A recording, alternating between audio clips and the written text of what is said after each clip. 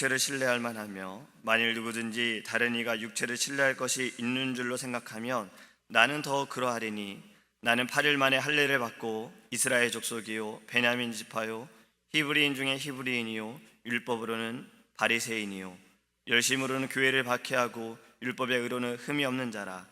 그러나 무엇이든지 내게 유익하던 것을 내가 그리스도를 위하여 다 해로 여길 뿐더러 또한 모든 것을 해로 여김은 내 주 그리스도 예수를 아는 지식이 가장 고상하기 때문이라.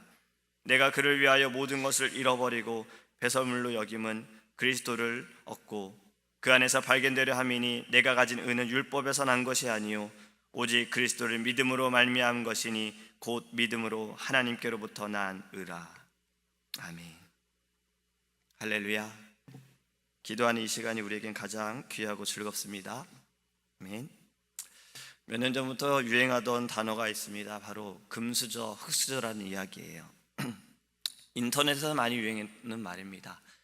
쟤는 금수저를 물고 자랐어 라는 말은 그 아이는, 그 사람은 집안 배경이 참 다 좋다라는 거예요. 가지고 싶은 건 다 가질 수 있고 하고 싶은 건 다 할 수 있다라는 그러한 의미로 금수저다 뭐 이렇게 이야기를 합니다. 얼마 전에도 이러한 단어를 기사에서 봤습니다. 동계올림픽에서 스노보드를 탄 한 한국 선수가 흙수저였는데 메달을 땄다라는 그러한 기사를 봤어요. 이 사람이 왜 흙수저였나? 스노보드를 탈 수 있는 환경이 되지 못했던 거예요. 그래서 한국엔 겨울이 그래도 추우면 땅이 얼고 뭐 눈이 쌓이면 탈 수 있기 때문에 배추밭에서 스노보드를 타고 거기서 훈련하고 연습하던 그 실력이 점점 자라면서 메달까지 따게 됐다라는 그런 내용입니다. 그러니까 사실 좋은 단어는 아닙니다. 금수저, 흙수저. 흙수저는 반대로 좋은 환경에서 자라지 못했다라는 것을 비유해서 말해요. 사람의 기준이나 인격, 그 된데미로 사람을 이렇게 보는 것이 아니라 그 사람이 가진 재산이나 어떠한 할 수 있는 것을 가지고 사람을 판단하는 것입니다. 이것이 우리가 사는 세상의 기준이다라는 거예요. 근데 이러한 기준으로 오늘 본문을 보면요, 바울은 금수저를 물고 자란 사람입니다. 그는 자신이 지금 금수저를 물고 자란 것에 대해 너무나도 자신 있게 말합니다. 4절에 이렇게 말씀하지요. 나도 육체를 신뢰할 만하며 만일 누구든지 다른 이가 육체를 신뢰할 것이 있는 줄로 생각하면 나는 더욱 그러하리니. 이것을 쉽게 풀어 말하면 이렇습니다. 네가 뭘 가졌다고 지금 자랑하냐? 난 그거보다 더한 걸 가졌어. 네가 뭘 했다라고 지금 자랑하니? 나는 그거보다 더한 걸 해본 사람이야 라고 말하는 겁니다. 제가 한국에 이번에 방문했을 때 참 외제차가 굉장히 많더라고요. 14년 전에도 외제차는 있었지만 뭐 서울이나 어디 좀 도시로 가야지만 봤는데 이번에 방문하니까 뭐 곳곳에 외제차가 있습니다. 제가 송도에서 지냈는데 미국에서도 보지 못한 외제차를 하나 보았어요. 너무 신기해서 사진도 찍었습니다. 페라리라는 아주 비싼 차인데 이 차가 금색인 거예요. 색깔이 또 얼마나 비쌀까? 나도 보지도 못한 차라서 사진을 한 장 딱 찍었습니다. 근데 이상한 건 그 차가 3주 내내 한 자리에 계속 있는 거예요. 그래서 제가 아내한테 저거 혹시 모형 아니냐라고 이야기를 했어요. 움직일 수 없는 차 아니냐라고 농담을 한번 이야기를 해봤습니다. 바울이 만약에 지금 이 시대에 태어났다면 너가 벤츠를 끌고 다니고 BMW 끌고 다닌다고 말하니 나는 페라리 끌고 다니고 람보기니 가지고 다니는 사람이야, 이런 말인 거예요. 지금 본문의 말씀이 자기는 그러한 금수저를 물고 자랐다는 것을 말합니다. 또 5절에 보면 그의 배경에 대해 말합니다. 8일 만에 할례를 받았다라고 말해요. 예수님께서도 태어나시고 8일 만에 할례를 받으셨습니다. 이것은 유대인들에게 반드시 지켜야 할 의식이었던 거예요. 지금 바울이 이렇게 말하는 것은 자신이 태어난 나의 가정은 율법을 확실히 지켰던 그러한 가정이다라고 말하는 겁니다. 바울의 출생을 보면요, 사도행전 21장 39절에 나는 유대인이라 소읍이 아닌 길리기아 다소 성의 시민이니라고 말합니다.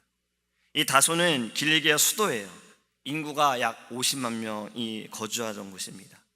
바울은 태어날 때부터 로마의 시민권을 가지고 있던 사람이었어요. 이 로마의 시민권은 아주 큰 자격과 특혜를 누릴 수 있는 아주 좋은 그러한 사람들이 원하는 것이었습니다. 로마의 시민권자는 올바른 재판을 받을 수 있는 혜택을 누리고 십자가형도 당하지 않고 매질도 면할 수 있고 심지어는 황제에게 면책도 받을 수 있는 그런 능력을 받을 수 있는 그런 자격이 되어지는 겁니다. 바울의 이 가정을 보면 사실은 오늘 말씀에도 보면 베냐민 지파라고 하고 바리새인이에요. 그런데 이러한 자들이 로마의 시민권을 가졌다라는 것은 바울의 가정은 부유했다라고도 볼 수 있는 거예요. 바울은 그러한 환경에서 자랐습니다. 또 바울은 자신이 바리새인이다라고 말했지요. 어릴 때부터 엄격하게 가정교육으로 이는 성장했다라고 말합니다. 어릴 때부터 철저하게 구약 성경을 배운 거예요. 그의 아버지로부터 그 신명기 6장에 있는 말씀처럼 하나님의 율법을 배웠다라는 거예요. 이 유대인들은 5살이 되면 성경을 배우고 10살이 되면 율법을 배웁니다. 배우는 것으로 끝나는 것이 아니라 외웁니다. 성경을 계속해서 외우는 거고 또 율법을 계속해서 그 전통을 외우는 거예요. 지금 자신이 바리새인이다라고 이렇게 자신 있게 말하는 것은 나는 그러한 교육을 받았다라고 이야기하는 거예요. 또 사도행전 22장 3절에 보면 그는 가말리엘의 문화에서 조상들의 율법을 엄한 교훈을 그는 배운 자입니다. 이 가말리엘이라는 사람은 이 당시에 유대인들에게 아주 존경받는 스승이었어요. 이 사람 밑에서 있기를 사람들은 원했던 겁니다. 바울은 그 밑에서 교육을 받았고 훈련을 받았어요. 그런데 이러한 모든 믿음들이 그는 교회를 박해하는 열심이었다라고 오늘 6절에서 고백합니다. 열심으로는 교회를 박해하고 율법의 의로는 흠이 없는 자라. 그는 이 열심으로 믿는 자들을, 예수 그리스도를 믿는 자들을 핍박했습니다.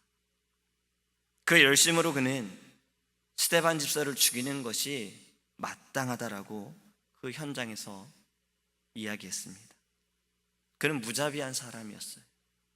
이후에 바울은 자신에 대해 이렇게 말하지요.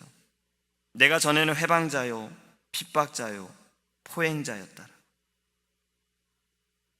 하나님의 긍휼을 입은 것은 내가 믿지 아니할 때에 알지 못하고 행하였다라고 그는 고백합니다. 바울은 지금 자신이 금수저를 물고 자랐다라는 것을 이야기한 거예요. 그런데 그가 이것을 지금 자랑하는 것은 아닙니다. 나는 이렇게 자라왔으나 분명히 오늘 말씀에는 이 모든 것이 다 배설물이라고 이야기하는 거예요.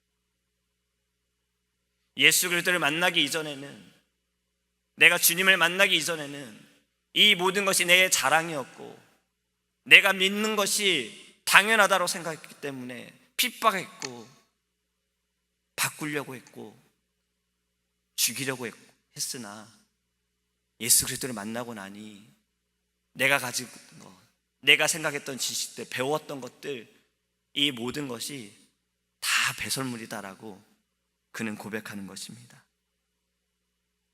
사랑하는 성도 여러분, 저는 오늘 말씀을 준비하면서 제목을 이렇게 정해봤습니다. 진정한 금수저. 누가 진정한 금수저입니까? 세상의 기준으로 금수저는 아까도 앞에서 말씀을 드린 것처럼 가진 재산이나 그 사람의 능력으로, 환경으로 이야기를 하지만 진정한 금수저는 누구입니까? 세상의 기준으로 말하는 이 금수저들이 하나님의 나라에 들어갈 수가 있습니까? 돈으로 하나님의 의를 가질 수가 있습니까? 세상이 인정하는 지식으로 하나님의 나라에 들어갈 수 있습니까? 사람들이 부러워하는 명예와 그 자리가 하나님 나라에 들어갈 수가 있고 구원을 얻을 수가 있습니까? 우리는 어릴 때 이러한 찬양을 많이 불렀습니다. 돈으로도 못 가요, 하나님 나라. 지식으로 못 가요, 하나님 나라. 거듭나면 가는 나라, 하나님 나라. 믿음으로 가는 나라, 하나님 나라. 할렐루야. 바울이 이렇게 고백할 수 있었던 것은 그가 예수님을 만났기 때문입니다. 예수님을 만나니 그가 가진 이전의 모든 것들, 세상 사람들이 부러워하던 모든 것들, 그건 아무것도 아니다라고 말한 거예요. 그렇다면 그에게 가장 중요한 것이 무엇이겠습니까? 바로 예수인 거예요. 예수로 말미암아, 그 은혜로 말미암아 내가 참된 진리를 보았고, 내가 어떻게 살아야 하는지, 내가 주를 위하여 살고 주를 위하여 죽어야 하고, 주님께서 내게 무엇을 원하시는지 바울은 깨닫게 된 것입니다. 에베소서 2장 8절에 이렇게 말씀합니다. 너희는 그 은혜에 의하여 믿음으로 말미암아 구원을 받았으니 이것은 너희에게서 난 것이 아니요 하나님의 선물이라. 여러분, 우리는 하나님의 은혜로 인하여 살아가고 있습니다. 우리는 그 은혜에 의하여 믿음으로 말미암아 생명을 얻었습니다. 진정한 금수저는 누구입니까? 바로 믿는 우리들입니다. 진정한 금수저, 예수와 함께 사는 자들입니다. 예수와 함께 동행하는 이들입니다. 진정한 금수저는요, 잠시 머물 이 세상의 마음이 있음이 아니라 영원히 살게 되어질 하나님의 그 나라에 주님과 함께 거하는 그 믿음을 갖고 살아가는 이들이 진정한 금수저임을 믿습니다. 우리가 이 아침에 기도할 때에 하나님께 감사하기 원하고, 우리에게 주신 은혜, 우리에게 주신 믿음으로 하나님 우리에게 기쁨을, 또 우리에게 주신 사명을 감당케 하심을 주님께 기도하기를 간절히 소망합니다. 기도하겠습니다. 사랑의 하나님, 때로는 우리가 세상에 가진 자들, 누린 자들, 아무 걱정 없이 근심 없이 하고 싶은 거 다 하는 이들을 부러워할 때가 있습니다. 때로는 우리도 그러한 삶을 살기 원할 때도 있습니다. 하지만 주님께서 우리에게 요구하시는 것, 우리에게 바라시는 것이 진정 그러한 삶인지를 우리가 생각해 보기 원합니다.